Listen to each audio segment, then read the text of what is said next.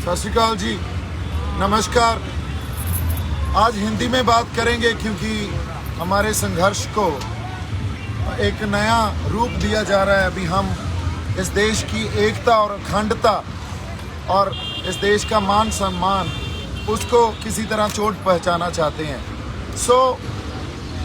पहली बात ये आपके लिए बड़ी ज़रूरी है समझनी भी, जब कोई ऐसा संघर्ष शुरू होता है जहां लोगों के जेन्युइन इमोशंस, उनके जेन्युइन कंसर्न या उनके जेन्युइन राइट्स जो हैं उसका ध्यान नहीं रखा जाता, उसको इग्नोर किया जाता है, तो लोगों के मनों, उनके दिल के अंदर, उनके मनों के अंदर जो गुस्सा बड़े टाइम से एक उनके मन के अंदर जो गुस्सा रहता है वो किसी न किसी ऐसी सिचुएशन में, जब ऐसा संघर्ष चल रहा हो या ऐसे प्रोटेस्ट चल रहे हैं, उसमें फ्लेयर अप हो जाता है।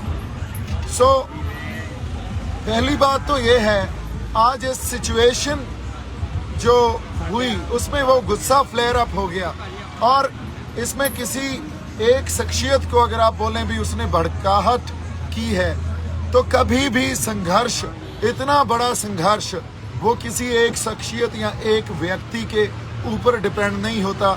इस बात को समझना बड़ा ज़रूरी है।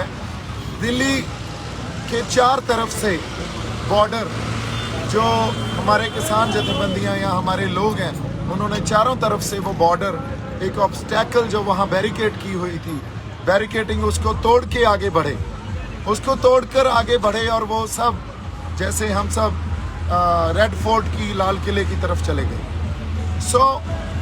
जब रेड फोर्ट की तरफ गए तो एक सिंबॉलिकली अपना रोष, अपना प्रोटेस्ट, अपना विरोध दर्ज करवाने के लिए जो नए कृषि कानून बने हैं उसको दर्ज करवाने के लिए हमने वहाँ निशान साहब भी लगाया, हमने किसान झंडा भी हमारा लगाया, किसान मजदूर एकता का नारा भी बुलंद किया, इसलिए किया, और पीछे उसके तिरंगा लगा हुआ है। जिस पोस्ट पे हमने झंडे लगाए उस पोस्ट के ऊपर कोई झंडा नहीं था, और ये झंडा हमारी इस देश की डाइवर्सिटी, जो हमारी डाइवर्सिटी है उसकी पहचान है। देखिए, आप डाइवर्सिटी को इस तरह मत देखिए भी यूनिटी इन डाइवर्सिटी।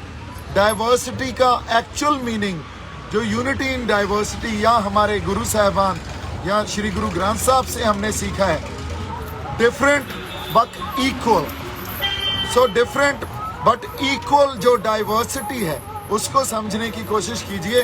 इस देश की एकता और अखंडता के ऊपर किसी ने सवाल नहीं उठाए हैं, किसी ने वहाँ से फिरकू और भड़काने वाली बातें नहीं की हैं। लाखों लोगों ने, इतनी बड़ी मोबिलाइजेशन हुई, लाखों लोग इस बहाव में बहे।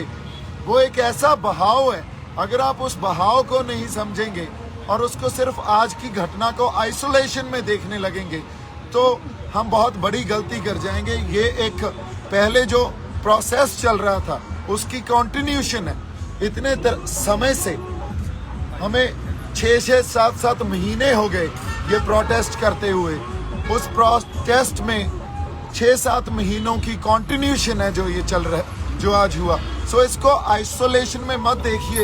ये घटना किसी ने सोच के या किसी ने प्लान करके किसी ने नहीं की है। ये एक जो बहाव है, एक फ्लो है, उस फ्लो में लोग संघर्ष में उन्होंने अपना प्रोटेस्ट सिंबॉलिकली जाहिर किया, जहां पहले उन्होंने निशान साहब और फिर किसान मजदूर एकता का झंडा लगाया और उसके पीछे तिरंगा लगा हुआ है। इस देश की एकता और अखंडता के ऊपर कोई सवाल नहीं उठाया। हम सिर्फ ये चाहते हैं भी हमें मान सम्मान से रखा जाए और वो मान सम्मान हर सबको मिले। जैसे यूनिटी इन डाइवर्सिटी को समझना है, यूनिटी इन डाइवर्सिटी को समझना भी हमें इस तरह पड़ेगा, different but equal and United. ये जो फलसफे हैं या हमारे सिद्धांत हैं, कई बार हम सिद्धांतक तौर पे एक दूसरे से कोई डिफरेंट जो हमारी बुद्धि होती है या डिफरेंट एक समझ रखते हैं, उसका मतलब ये नहीं हम एक दूसरे के खिलाफ हो गए। आज भी अगर किसानों ने या जो लोग गए थे दिल्ली, वो किसी को मारने थोड़ी गए थे, या किसी को हमने मारा हो, या कोई पब्लिक प्रॉपर्टी को हमने नुकसान पहुंचाया हो, या किसी दिल्ली वासी को हमने नुकसान पहुंचाया हो, या हमारे हाथ में कोई हथियार हो। हम तो अपने झंडे लेके गए और हमारे ट्रैक्टरों पे गए। अब इनको अगर आप कम्युनल या इसको आप फिरकू दंगों का या इसको एक ऐसा आप एक रंग दे देंगे भी, ये देखो ये तो शरारती आंसर हैं, ये तो गलत आंसर हैं, तो ये हमारे इतिहास में हमेशा ही होता है। जब भी कोई इतनी बड़ी एजिटेशन होती है सो हमेशा ही उसको हम ये बोल के भी देश की एकता और अखंडता को खतरा है, ये बोल के भी ये देखो ये तो फंडामेंटलिस्ट हैं या ये हार्डलाइनर्स हैं, हमेशा इस चीज़ में हम जो उनके बनते हक हैं, जो उनके बनते राइट्स हैं, वो नहीं देते और उसको इग्नोर करने लग जाते हैं। सो आज हमारे पास समा या ये जो एक टाइम ऐसा आ गया है, इसका डिस्कोर्स ऐसा है। पहली मेरी बेनती ये है भी इसको आप आइसोलेशन में मत देखें। जो आज हुआ है वो कोई आज एक आइसोलेशन में या आज की घटना नहीं है, ये एक लंबा प्रोसेस था, उसकी कंटिन्यूशन है। और आज भी वहाँ सिंबॉलिकली हमने अपना रोष जताया है, बिना कुछ डिस्ट्रॉय किए, बिना किसी तरह की तोड़ फाड़ किए, बिना किसी तरह हमने पब्लिक प्रॉपर्टी हो या हमारे पुलिस फोर्सेस हो या किसी भी तरह का लॉ एंड ऑर्डर हो, हमने बिल्कुल पीसफुली, जो हमारा जमहूरी हक है, हमारा डेमोक्रेटिक राइट है, पीसफुली एक प्रोटेस्ट किया। और इस प्रोटेस्ट को अगर हम ये सोच रहे हैं भी इसको एक कोई शख्सियत या एक पर्सनैलिटी या एक आदमी इतना बड़ी मोबिलाइजेशन कर सकता है, सो ये बहुत बड़ी गलती होगी। आप लोगों के जेन्युइन कंसर्न समझिए, लोगों के इमोशन समझिए। एक मुझे ब्लेम करना है, किसी को भी ब्लेम करना, ये हमारी वही बात गलती होगी जो हम हमारे इतिहास में पहले से भी करते आए हैं। आज सबसे बड़ी ज़रूरत है भी हमें लोगों के इमोशंस को समझना चाहिए, उनके कंसर्न्स को समझना चाहिए, उनके सरोकार क्या है उसको समझना चाहिए और उस अकॉर्डिंगली हमें आगे डिसीजंस लेने चाहिए। मैं एक बार फिर आपको ये रिक्वेस्ट कर रहा हूँ, कोई भी भड़काने वाली बात नहीं कर रहा है। हर इंसान यहाँ आपसी प्यार, भाईचारक साझ और इस देश की एकता और अखंडता में विश्वास रखता है। किसानों को प्लीज़ किसी अलग नज़रिए से मत देखिए। किसानों ने सिंबॉलिकली बड़े पीसफुली, जो हमारा डेमोक्रेटिक राइट है, जमहूरी हक है, उसको एक्सरसाइज किया है। वो सुप्रीम कोर्ट ने भी हमें दिया है, वो हमारा संविधान हमें देता है। और उसके आगे जो बात है, वहाँ फ्लैग पोस्ट पे कोई झंडा नहीं था, सो तिरंगा किसी ने नहीं उतारा। हमने सिर्फ अपना निशान साहब और हमारा किसान मजदूर एकता का जो हमारा झंडा है उसको वहाँ लहराया है। सो इतनी सी बात आपसे करनी थी मेरी तरफ से। आप सबको एक बार फिर निम्र बेनती है कि हम किसी को भड़काने के लिए ये प्रोटेस्ट नहीं कर रहे हैं। आज भी पीसफुल हैं, आप दिल्ली में देखिए सब पीसफुल हैं। और आज हम ट्रैक्टरों पे और खाली हाथ बैठे हैं, हमारे पास ज़्यादा से ज़्यादा हमारे ये झंडे हैं और कुछ नहीं है। आप यहाँ हमारे जो लोग हैं उनको देखिए, भाई किसी के पास कोई हथियार है? कोई हथियार है? हम अपने झंडे और अपने ट्रैक्टरों पे बैठे हैं। हमारा हथियार हमारे इस डाइवर्सिटी को समझने की कोशिश कीजिए।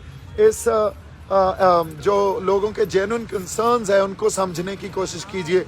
इतनी बड़ी मूवमेंट किसी इंसान के या किसी पर्सनालिटी के या किसी एक व्यक्ति के उसकी वजह से नहीं खड़ी होती। ये मूवमेंट तब खड़ी होती है जब लोगों को उनके राइट्स नहीं दिए जाते, उनके जमहूरी हक नहीं दिए जाते। सो ये एक मास मूवमेंट है। मोबिलाइजेशन इतनी बड़ी इसलिए हुई है क्योंकि लोगों के जो दिलों में एक बड़े टाइम से it's been long that they had this what do you call it? I would say maybe anger within them. Since so long they were preserving it, and it had to be flare up at some point.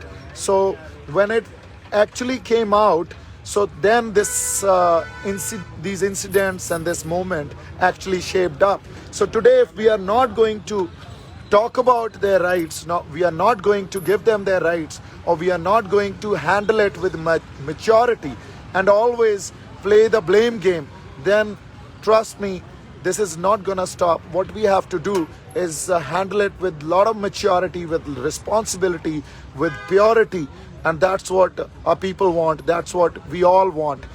As far as national security and integrity is concerned, nobody is questioning it, nobody is threatening it, nobody had intentions to do anything of that sort.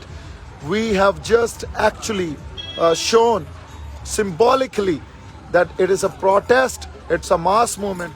Please try and understand and deal with it with a lot of maturity, and the leadership, whether it is our farmer leadership or political leadership, kindly look into it and deal with it with responsibility and maturity, which I hope and we all hope that it will be. Please do not try to give it any other color. Nobody is trying to propagate some different agendas here. Nobody is trying to propagate that we are threatening national integrity and security. Also, I would like to point out that Nishan Sahib, our Nishan Sahib, which our gurus have given us, it actually symbolizes when we have to fight against unjust or injustice. So that's what we've done. It was symbolically done. हमने किसी जगह कब्जा नहीं किया था, हमने कोई कब्जा नहीं किया, एक सिंबॉलिकली अपना रोष दर्ज करवाया है। मेरी तरफ से बहुत सारा प्यार और सत्कार। वाहिगुरु जी का खालसा, वाहिगुरु जी की फतेह।